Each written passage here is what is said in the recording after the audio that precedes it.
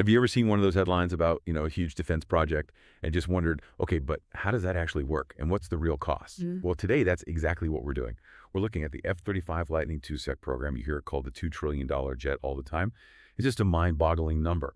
So our mission here is to really unpack that, look at the facts behind the figure, explore the pretty amazing engineering involved. We'll also touch on the controversies around its performance and, think about what it means for defense spending today. We've sifted through a whole stack of material to pull out the key stuff for you. So let's jump in. Okay, that price tag, it always grabs the headlines. But when you start digging into that $2.1 trillion figure, it's not just a number. It's about this huge ambition. The U.S. Department of Defense, in their 2023 Modernized Selected Acquisition Report, the MSR, we could call it the Pentagon's big report card for these massive programs, they estimate the F-35's total cost at, an astronomical $2.1 trillion. It is truly mind-boggling. And that figure, it covers a 94-year life cycle. Think about that, from 1994 all the way out to 2088. The key thing here isn't just the amount, it's the challenge of even trying to predict and manage costs for technology that's supposed to last almost a century. It includes everything. Full development, buying the planes, that's 2,456 of them for the Air Force, Marines, and Navy by 2049, but also setting up repairs, spare parts, operational support, paying personnel, fuel, fixing the planes, software updates, modifications. I mean, the list goes on. It's like a fiscal tightrope walk on a scale we've never really seen before. It gets even more complex when you look at how they calculate it. This next bit is really interesting. The F-35 program is actually the first one ever to try and capture a 40-year forecast of its through-life development costs right from the start. Right. And that $2.1 trillion, it's calculated in what they call then-year dollars.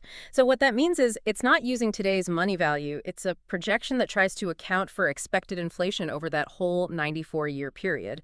About $1 trillion of that total is basically tied to those inflation guesses. It's like trying to predict what a dollar's worth will be decades down the line. A really complex bit of economic forecasting. Yeah, and that leads us straight into the whole economic context, because those inflation guesses used to be, well, pretty stable for decades. The DoD didn't really sweat inflation too much. They kind of assumed maybe 2.5% a year, pretty steady. But as we all know, recent spikes, what was it, 7% in late 2021, 7.9% through February 2022, that completely changed the game. Exactly. And what's fascinating, or maybe worrying, is that inflation in the defense sector usually runs higher than the General Consumer Price Index, the CPI. So if inflation stays high, let's say, hypothetically, 7% year, the DoD could lose over $100 billion in buying power in just 5 years. And the total loss, say, from 2021 to 2026 could be a staggering $480 billion. To put that in perspective, that's roughly the cost of 6,000 F-35s. Good grief. So it raises this huge question, right? If almost half your program's cost is tied to future inflation, how on earth do you budget for that accurately? Knowing those guesses could be way off. It's a budget planner's nightmare. Definitely. And that inflation problem just makes the F-35's own cost drivers even tougher. I mean, they're already huge. You've got the sheer scale, biggest single air system buy in DoD history. Then you have these concurrent phases developing, building, and sustaining the jets all happening at the same time over 40 years. And of course, just how long the program runs. Nearly 100 years. It all adds up to this uniquely difficult cost situation. And you see that difficulty playing out right now. For years, the unit price of an F-35 was actually coming down as Lockheed Martin got better at building them in large batches. But then in July 2024, the company warned that prices might actually go up for the next batches, lots 18 and 19. They're pointing to, well, inflation, obviously, but also the jets getting more complex with new capabilities and potential budget cuts, reducing the number of planes ordered. So fewer planes ordered means the cost per plane goes up. Exactly. You lose some economies of scale. Just for context, the average flyaway costs for lots 15 to 17 were around $82.5 million for the basic F-35A, Okay. $109 million for the Marines F-35B, and $102.1 million for the Navy's F-35C. Now, those were a bit higher than the lots just before them, but still lower if you adjust for inflation. It's worth remembering Lot 10 was the first time the F-35A dipped below $100 million, $94.6 million back then. And then there's this backlog issue we've been hearing about. Lockheed Martin's trying to clear out a bunch of F-35s that basically got stuck because of problems with his big tech upgrade, the Technology Refresh 3 or TR3. It got so bad, the Pentagon actually stopped accepting the newest jets for a while. That's right. They're working through that now, delivering about 20 aircraft a month, some newly built, some from storage. It's expected to take, maybe 12 to 18 months to clear completely. So these jets going out now, do they have the full upgrade? Not quite. It's important to understand that customers are getting what's called a truncated version of TR-3 for now. The full combat capability that TR-3 promises, that was hoped for around spring 2025. But, as the engineers always say, there's always risk. They might find new issues in flight testing or lab work. Right. And the Pentagon's been playing hardball. They've been withholding $7 million per jet during this delivery halt. That really shows you the kind of financial leverage the government has. Okay, so $7 million per plane.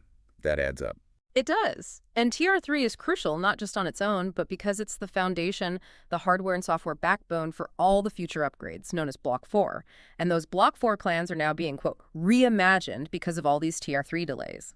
So, okay, the financial side is clearly massive and complex. But it makes you ask, what exactly is all this money buying? What makes the F-35 this, marvel of engineering that justifies such an enormous investment? Oh, well, that's where things get really interesting from a tech perspective. First off, stealth. The F-35 has an incredibly small radar cross-section, or RCS, just 0.0005 square meters. Point 0.005. What does that even mean in practical terms? It means, compared to radar, it looks tiny, like Right. 20 times smaller than a modern Gripen E fighter, and maybe 200 times smaller than an older F-16. And the key insight isn't just that it's hard to spot, it's that this comprehensive approach to stealth changes the whole game. It shifts air combat away from close-in dogfights towards seeing and shooting first. Adversaries have to completely rethink how they defend their airspace. So how do they achieve that level of stealth? It's a whole suite of things working together. The overall shape, first off. Smooth surfaces, calculated by computer, very few flat areas for radar to bounce off cleanly. It uses a V-tail design, not the traditional 90-degree tail fins, which helps reduce corner reflections. Think like the B-2 bomber or the old F-117 Nighthawk. A really key choice was putting weapons inside the fuselage. Older jets hang missiles and bombs under the wings, which creates huge radar reflections and drag. Internal storage keeps the profile clean. Makes sense. Then there's the skin itself. It's coated in special radar-absorbing material, or RAM. It basically soaks up radar waves. Even tiny details matter, like serrated, sawtooth edges on access panels and landing gear doors. And they use special tape with a conductivity gradient around panel seams, all designed to scatter radar waves instead of reflecting them back strongly. Wow, the level of detail is incredible. It really is. And one more cool thing, the engine intakes have this unique bump design called a divertless supersonic inlet, or DSI. It manages airflow into the engine efficiently, but also cleverly helps scatter radar waves away from the highly reflective engine fan blades.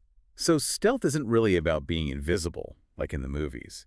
It's more about making it really, really hard for the enemy to get a good track, delaying detection. Exactly. It's about complicating the enemy's kill chain, delaying detection, identification, tracking, and targeting, giving you that critical first look, first shot advantage. Okay. And beyond stealth, you hear about it being like a flying supercomputer. What's going on with its sensors and systems? Yeah, it's packed. It's got this smart eye and AI assistant vibe. The main radar is an ASA active electronically scan array called the APG-81. Unlike older radars, it can send out multiple beams in different directions at once. It can track lots of targets, air and ground, out to maybe 150 kilometers. And it can do electronic warfare, like jamming enemy systems. And it's hard for the enemy to know they're being tracked. That's a fascinating part. It can rapidly change its frequencies almost randomly, making it incredibly difficult for an enemy's warning system to detect that it's being locked onto. Clever. What else? Under the nose, behind this very tough, very expensive sapphire window, is the EOTS, the electro-optical targeting system. It's basically a high-powered infrared camera that can spot targets by their heat signature from long range. It also handles laser targeting for guided bombs, working with GPS. Okay, so radar and infrared. And then there's the DAS, the distributed aperture system. This is wild. 6 infrared cameras are embedded around the aircraft airframe. They stitch together a seamless 360-degree infrared view around the jet, day or night. It can apparently detect missile launches from over 1,300 kilometers away. 1,300 kilometers, that's incredible. It gives the pilot unbelievable situational awareness. And all this data gets shared. The F-35 uses a high-speed, very secure data link called MADL Multifunction Advanced Data Link. F-35s can share sensor data in real time with each other and with command centers or other assets. It creates this kind of hive mind where everyone sees the same picture of the battlefield. One source described it like yelling to your friends without the homeowner hearing. Very secure, very fast. So, okay, you've got stealth, incredible radar, 360 infrared vision, secure data sharing. What does this all actually feel like for the pilot sitting in the cockpit? Yeah. How do they process all that information? That's where the helmet comes in, the helmet-mounted display, or HMD. This thing is seriously advanced, costs around $400,000 a piece. $400,000 Right. for a helmet. Yep, it uses augmented reality. It projects all the critical flight data, sensor information, targeting cues right onto the visor. So the pilot doesn't need to look down at screens as much. But the coolest part is the DAS integration. The 360 cameras. Exactly. The helmet tracks where the pilot is looking and projects the infrared imagery from the DAS onto the visor. So if the pilot looks down, they literally see the ground through the floor of the aircraft. Whoa, like X-ray vision. Pretty much. And it provides night vision directly through the helmet, no need for separate goggles.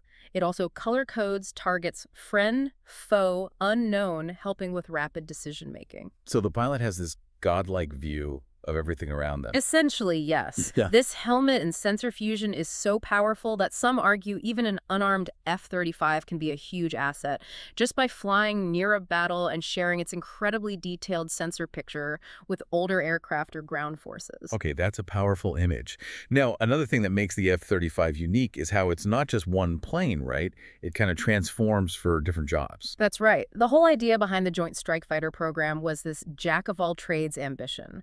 One basic airframe design that could be adapted for the Air Force, the Navy, and the Marine Corps, saving costs through commonality. Did it work out that way? Well, it led to 3 main variants. They look similar, but there are some pretty significant differences under the skin, driven by compromises needed for each service's requirements. You've got the F-35A, that's for the Air Force. It's the conventional takeoff and landing version. It's the simplest, lightest, fastest of the 3, and the one they're building the most of. Okay, standard runway version. Then the F-35C for the Navy. It's designed for aircraft carriers, so it needs bigger wings, about 45% more wing area for slower landing speeds and more lift for takeoff. It also has folding wingtips to save space on deck and much stronger landing gear to handle the impact of arrested landings, catching that wire. It carries more internal fuel, too. It's the biggest and heaviest version. Makes sense for carrier ops. And the third one? The F-35B. This is the Marine Corps version, and it's the truly Transformer-like one. It can perform short takeoffs and vertical landings, STOVL. Like a Harrier jet, but much more advanced. Exactly. It does this with 2 key pieces of engineering. There's a huge, powerful lift fan, kind of like a hidden propeller, mounted vertically behind the cockpit. It generates enormous downward thrust. How much thrust? About 85 kilonewtons just from the fan. Then at the back, the main engine nozzle can swivel downwards 90 degrees in just 2.5 seconds, redirecting all that jet thrust vertically. Between the fan and the swiveling nozzle, it can lift itself straight up and down. That's amazing tech. Does it do short takeoffs too? Yes. It can also pivot the nozzle just 45 degrees down, allowing it to take off from very short runways, maybe only 250 meters or so. That saves a lot of fuel compared to a full vertical takeoff, perfect for smaller amphibious assault ships or forward operating bases. That kind of incredible versatility, especially the vertical lift, that has to come with some downsides, right? Engineering is always about trade-offs. Absolutely. The F-35B pays a price for its VTOL magic. All that lift fan machinery takes up space and adds weight. So the F-35B has the smallest internal fuel capacity of the 3 variants, giving it the shortest range. It also carries slightly fewer internal weapons. It's about 12% heavier than the F-35A and carries roughly 26% less fuel. It's a significant compromise, but that vertical capability is absolutely essential for how the Marines operate. Okay, so we have this incredibly complex, versatile, stealthy, sensor-packed aircraft. But it hasn't exactly had a smooth ride, has it? There's been a lot of criticism and controversy over the years. It's fascinating how it's dealt with some pretty strong headwinds about its actual performance, especially early on. That's true. A lot of people probably remember that leaked report back in 2015. It claimed a test F-35 lost a simulated dogfight against an old F-16. The report mentioned the F-35A having poor energy maneuverability.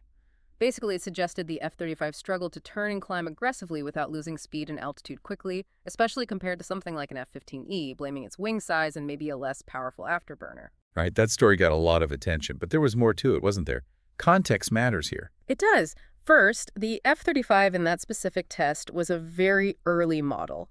It was missing some crucial combat software and apparently didn't even have its final stealth coating applied. Okay. And more fundamentally, pilots point out that the F-35 just isn't designed to win traditional close-in turning dogfights like an F-16. Yeah, you mentioned the F-16 was built for that, right? Yeah. Fly-by-wire, intentionally unstable. Exactly. The F-16 was engineered for raw agility. The F-35's whole philosophy is different. Use stealth and sensors to see the enemy long before they see you and take the shot from a distance. Avoid the close-in knife fight altogether, if possible. So comparing them in a classic dogfight was maybe missing the point of the F-35. That's the argument. And countering that initial report, later simulations and exercises have shown F-35s performing, quote, phenomenally. They've achieved kill ratio simulated kills versus losses as high as 22-1 against older fighters. Experienced F-35 pilots, like Lockheed's own chief test pilot John Beasley, really praise its handling now, saying it can outmaneuver any U.S. fighter except the super agile F-22 Raptor. Okay, so the dogfighting concerns might be overblown or based on outdated info. But what about just keeping the planes flying? Yeah. Operational readiness seems to be a persistent issue. That is a critical point, yes. Despite all the advanced tech, the F-35 fleet has consistently struggled to meet its availability targets. The Government Accountability Office, the GAO, reported this again in April 2024. Looking at fiscal years 2019 through 2023, the fleet just hasn't hit its goals for mission-capable rates, meaning ready to perform at least one assigned mission. What were the numbers? They weren't great. The F-35A rate was 51.9%. The F-35B was a bit better at 59.7%, and the F-35C was 61.9%. None met their targets. So roughly half the time an F-35A might not be ready to go. On average, over that period, yes. And what's really striking, the GAO pointed this out, is that some of the cost savings the program has reported for flying the F-35, they aren't actually from being more efficient. Oh, how so? They came partly from a planned reduction in how many hours the planes actually flew each year, down 21.4% between 2020 and 2023. So wait, let me get this straight. They're saving money partly because they're just flying the planes less than originally planned. That appears to be part of the picture, yes. That seems like a significant compromise for your frontline fighter fleet, doesn't it? Yeah. What are the broader challenges keeping these planes ready? It absolutely is a challenge, and it highlights that an advanced jet like the F-35 needs more than just the aircraft itself to be effective. It needs a whole ecosystem. You need really robust intelligence, surveillance, and reconnaissance ISR capabilities, strong command and control systems, C4ISR they call it. You need those secure data links we talked about to be reliable, and you need top-notch logistics and maintenance support because these things are incredibly complex to fix. Spare parts availability has been a big issue. And training. Huge. Not just pilots, but maintainers, planners, everyone involved needs new training on the doctrines, the weapons, the tech, and all of that costs significant money year after year. It's a total package deal. Here's something really unique we found in the sources, speaking of the whole system. It touches on control. Apparently, for NATO countries that bought the F-35, the jets literally cannot take off without getting a password from the U.S. That's quite something. Yeah, and this password apparently changes daily and for each specific mission. So a country that owns these planes has to essentially get U.S. permission every time they want to fly them. Wow. That highlights an extraordinary level of control far beyond just selling hardware. It creates a real dependency. Definitely something to think about. Okay, let's zoom out a bit now. How does this massive F-35 program fit into the bigger picture of global military spending?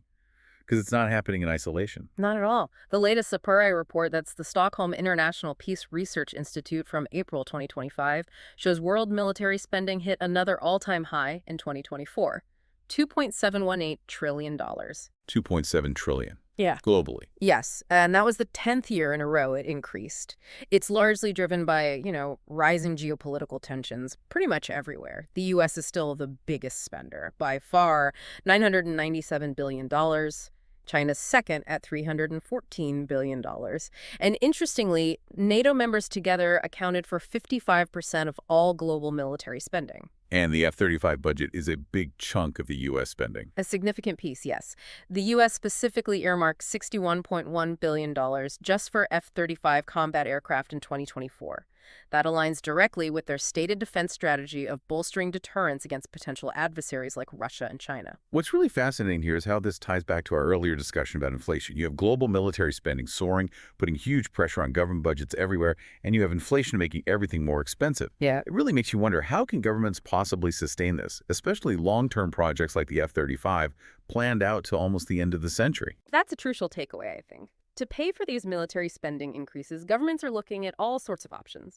Redirecting money from other areas, like overseas aid, as we saw in the UK, issuing government bonds, trying to tap into private savings, or just borrowing more money. But all of those options have economic consequences. They can fuel inflation themselves, drive up interest rates, and if money is pulled from social programs or other domestic priorities, it can have real impacts on people's lives. So when you look at it all, the F-35 really does feel like a symbol, doesn't it? It's the absolute cutting edge of military tech, maybe. But it also embodies all the massive challenges, the cost, the complexity, the sustainment of developing these systems in such a rapidly changing world. And thinking about it operating until 2088, well, that's nearly a century. It's going to witness potentially huge shifts in technology, in global power, in the very nature of warfare itself. So we've really gone deep on the F-35 Lightning II today. It's clearly this colossal financial undertaking, right? Driven by some incredibly complex engineering and these huge global strategic goals. We've seen how it's constantly wrestling with costs and readiness challenges, but at the same time, it's undeniably pushing the limits of air combat technology. Which leads us with a final thought to chew on. Given everything, the amazing capabilities, the almost unbelievable cost, that incredibly long lifespan stretching out to 2088, and how fast warfare itself is changing, what will people ultimately say defines the F-35's legacy? Will it be remembered mostly for its technological breakthroughs, its sheer economic weight? Or maybe its actual impact on global power balances over nearly 100 years. Something to think about as this remarkable and controversial machine keeps flying into the future.